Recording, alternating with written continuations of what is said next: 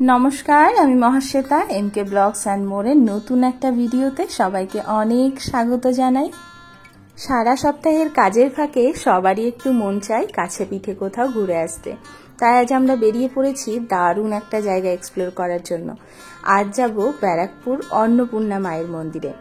তোমাদের যাদের দক্ষিণেশ্বরের মন্দির পছন্দ তাদের কিন্তু এই জায়গাটা 100% ভালো লাগবে, কারণ এটা দক্ষিণেশ্বরের রেপ্লিকা। বারাসাত হেলাবরতলা থেকে অটো ধরে নিয়ে ব্যারাকপুর স্টেশনে পৌঁছে গেছি। এবার ব্যারাকপুর স্টেশন থেকে তোমরা একবারে অটো করতে পারো, রিক্সা, টোটো সবই যায়। আমার রিক্সা চড়তে ভীষণ ভালো লাগে, তাই আমি ব্যারাকপুর স্টেশন থেকে একটা রিক্সা করে নিয়েছি, একদম অন্নপূর্ণা মায়ের মন্দির পর্যন্ত দিয়ে আসবে। তোমরা চাইলে ব্যারাকপুর স্টেশন থেকে ব্যারাকপুর ট্রাঙ্ক রোডের ওপর তালপুকুরের কাছে নেমে গিয়ে ওখান থেকে কিন্তু মন্দির কয়েক মিনিটের হাঁটা, খুব বেশি ডিস্টেন্স নয় ওখান থেকে। তো যেদিক থেকে আসো না কেন ব্যারাকপুর ট্রাঙ্ক রোডের তালপুকুরে নেমে গিয়ে ওখান থেকে হাঁটা পথে মন্দিরে পৌঁছে যেতে পারবে। মন্দিরে যাওয়ার পথে এখানে একটা সুন্দর জগন্নাথ দেবের মন্দির পড়ে, কখনো ঢুকিনি কিন্তু দেখতে খুব ভালো লাগে। মন্দিরের কাছে চলে এসেছি, এটা মন্দিরের ঢোকার গেট। দেখো উপরের সিংহের মূর্তিটা কিন্তু দারুণ। আর মন্দিরটা ভেতর থেকে এই যে ঢোকার জায়গাটা, এটা মন্দিরের সাইড ফেস। মন্দিরের জায়গাটা কিন্তু অসাধারণ, দারুণ অ্যাটমসফিয়ার, খুব শান্ত এবং নিরিবিলি। মন্দিরটি প্রতিষ্ঠা করেন রানী রাসমণির ছোট মেয়ে জগদম্বা দেবী, যিনি ছিলেন মথুরমোহন বিশ্বাসের দ্বিতীয় স্ত্রী। এখানে জগদম্বা দেবীর একটি সুন্দর মূর্তি প্রতিষ্ঠা করা আছে, তোমরা ঢুকেই কিন্তু এই মূর্তিটি দেখতে পারবে। মন্দিরটি প্রতিষ্ঠা হয় বাংলা 30শে চৈত্র 1281 বঙ্গাব্দে এবং ইংরেজি 12ই এপ্রিল 1875 সালে। মন্দিরটি ব্যারাকপুর টিটাগড়ের রাসমণি ঘাটে পাশে অবস্থিত। ব্যারাকপুরের আগের নাম কিন্তু ছিল চানক, মানে যখন এই মন্দিরটা প্রতিষ্ঠা হয়েছিল তখন বলা হতো চানক গ্রামের অন্নপূর্ণা মন্দির। মন্দিরে ঢুকেই দেখি একজন লোক এখানে পায়রাগুলোকে খাবার দিচ্ছে। দেখো কতগুলো পায়রা একসাথে খাচ্ছে। আমি তো চুপচাপ এদের খাওয়া দেখছিলাম, হঠাৎ করে এটা হবে সত্যি ভাবিনি। মানে আমি নিজেই ভয় পেয়ে গেছি, ওরা একসাথে এমনভাবে উড়ে গেল এবং উড়লো। তার পরের ঘটনাটা আরও আশ্চর্যজনক, ওরা কতবার একসাথে মন্দিরটাকে এরকম রাউন্ড করে ঘুরছিল, সেটা দেখতে কিন্তু অপূর্ব লাগছিল। কতটা ক্যামেরায় ক্যাপচার করতে পেরেছি জানি না, তবে সামনে থেকে দেখতে যে অপূর্ব লাগছিল, আমরা তো চুপচাপ দাঁড়িয়ে শুধু বিষয়টা দেখছিলাম।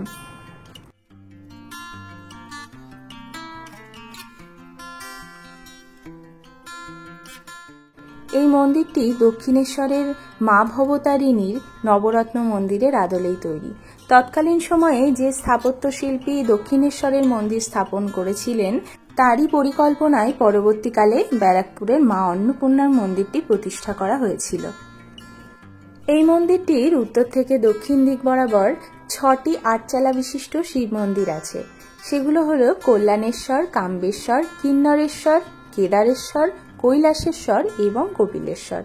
প্রত্যেকটি মন্দিরের ভেতরে প্রায় 3 ফুট উচ্চতা বিশিষ্ট শিবলিঙ্গ প্রতিষ্ঠিত আছে।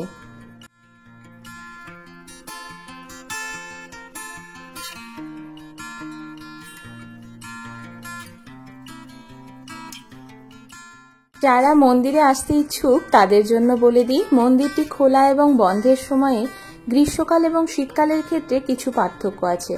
গ্রীষ্মকালে ভোর 5:30টা থেকে 12:30টা অবধি খোলা থাকে এবং বিকালে 4টে থেকে 8টা অবধি খোলা থাকে, এবং শীতকালের ক্ষেত্রে সেই সময়টা ভোর 6টা থেকে দুপুর 1টা পর্যন্ত এবং বিকালে 3:30 থেকে রাত 8টা পর্যন্ত খোলা পাবে। বাকি বেসিক কিছু ইনফরমেশন তোমরা ডেসক্রিপশন বক্সে পেয়ে যাবে। ভোগ কটার দিকে পাবে, কোথায় যোগাযোগ করতে হবে, ফোন নাম্বার, সমস্ত কিছু আমি ডেসক্রিপশন বক্সে দিয়ে দেব।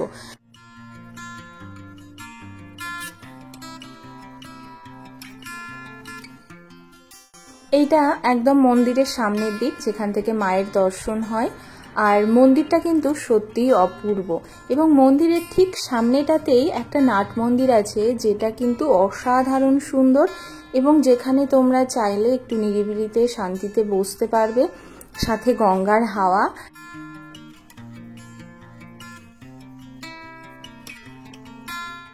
দক্ষিণেশ্বরের মন্দিরটি প্রতিষ্ঠা হওয়ার ঠিক 20 বছর পরে ব্যারাকপুরে মা অন্নপূর্ণা মন্দিরটি প্রতিষ্ঠা করা হয়েছিল।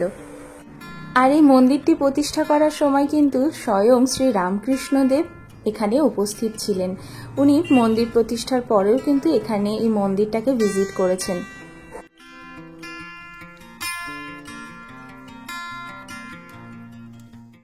এখানে মন্দিরের ভেতরের কোনো ভিডিও ক্যামেরা বা ফটো তোলা নিষিদ্ধ আছে, তাই তোমাদেরকে আমি মন্দিরের ভেতরে মায়ের মূর্তি অথবা ভিডিও দিতে পারলাম না। এখান থেকে মায়ের আশীর্বাদী ফুল আর একটু প্রসাদ পেয়েছি। দেখো জবা ফুলটা কি দারুণ। এখানে কিন্তু শিব এবং শক্তি দুজনেরই আরাধনা হয়, অর্থাৎ মায়ের মূর্তির সাথে সাথে আমাদের ভোলেনাথের মূর্তিও আছে। এখানে মায়ের মূর্তিটা অষ্টধাতু দিয়ে তৈরি এবং ভোলে বাবার মূর্তিটা রূপোর তৈরি। মায়ের মূর্তিটা এখানে অপূর্ব সুন্দর। মা অন্নপূর্ণার এক হাতে অর্থাৎ ডান হাতে একটি হাতা আছে, মানে খাবার পরিবেশনের জন্য, আর মায়ের অন্য হাতে একটি খাবার ভর্তি পাত্র আছে। এখানে ভোলেনাথের হাতে একটা ভিক্ষা পাত্র দেওয়া আছে। সব মিলিয়ে এখানে শিব এবং শক্তির যে বিগ্রহ দুটি আছে দুটিই কিন্তু অসাধারণ। তোমরা না এলে কিন্তু মিস করে যাবে। এরপর আমরা একটু নাট মন্দিরে বসে কিছুক্ষণ সময় কাটালাম। এই তীব্র গরমে এই জায়গাটাতে যে কি এক শান্তি লাগছিল কি বলবো। এখানে অনেকেই কিন্তু বসেছিল, আর তার সাথে যদি থাকে একটু গঙ্গার হাওয়া, এই গরমে কি আর সেখান থেকে উঠতে ইচ্ছা করে বলো। এবার তোমাদেরকে যে সংরক্ষণ করা গাছের তলাটা দেখাবো সেটার কিন্তু একটা বিশেষত্ব আছে। এই যে বেল গাছটার তলাটা, এখানেই কিন্তু স্বয়ং শ্রী রামকৃষ্ণদেব এসে বিশ্রাম করতেন। এই জায়গাটা এই জন্যে সুন্দর করে ঘিরে সংরক্ষণ করে রাখা হয়েছে। এখানে এই মন্দিরে ভোগের একটি বিশেষত্ব আছে। দুপুরে কিন্তু মাকে ভাত, ডাল, ভাজা, সবজি, মাছ, চাটনি এই সমস্ত দিয়ে ভোগ দেওয়া হয়। এই ভোগের জন্য তোমরা কোথায় যোগাযোগ করতে পারবে সেটাও কিন্তু আমি ডেসক্রিপশন বক্সে দিয়ে দিয়েছি।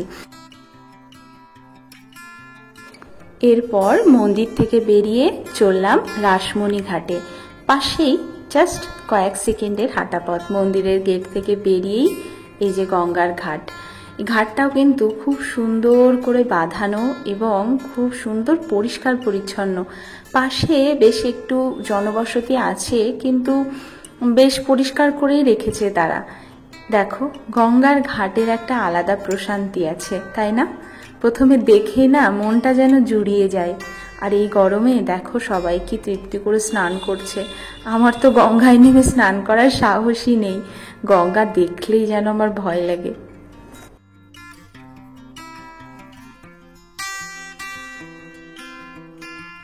অন্য সময় এসে গঙ্গাতে এত ভেসেলগুলো দেখতে পাই না, আজকে কিন্তু পরপর অনেকগুলো ভেসেল দেখলাম। দেখো দূরে তোমাদের ক্যামেরায় হয়তো অতটা দেখতে পারবে না।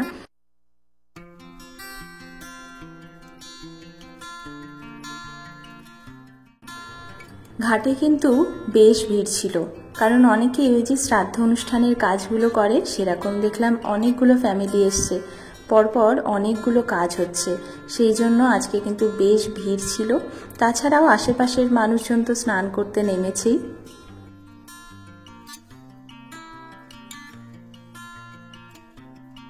আমি নিজে একটু গঙ্গার জল মাথায় নিলাম, আর কুন্তল তো সব সময় ক্যামেরার পেছনেই থাকে, তো ওকেও একটু গঙ্গার জল মাথায় ছিটা দিয়ে দিলাম।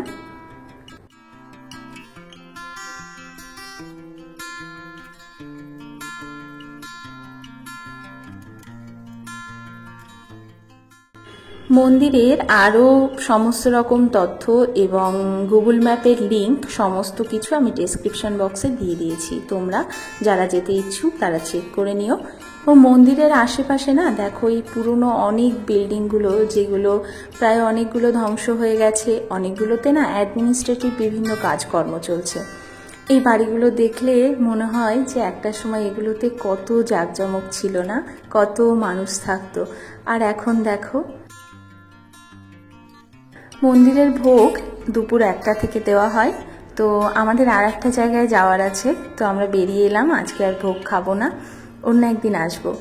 এরপর যাব যে জায়গাটা, সেটার জন্য কিন্তু আমার নেক্সট ভিডিও দেখতে হবে। সেটাও কিন্তু আমার এবং কুন্তলের দুজনেরই খুব পছন্দের জায়গা। যারা ব্যারাকপুর চেনো তারা নিশ্চয়ই বুঝতে পারছো কোথায় যাচ্ছি। আজকের ভিডিওতে চেষ্টা করেছি সমস্ত রকম ইনফরমেশন তোমাদেরকে দেওয়ার। ভিডিওটা ভালো লাগলে পাশে থেকো। সবাই খুব ভালো থেকো, সাবধানে থেকো, সুস্থ থেকো। টাটা।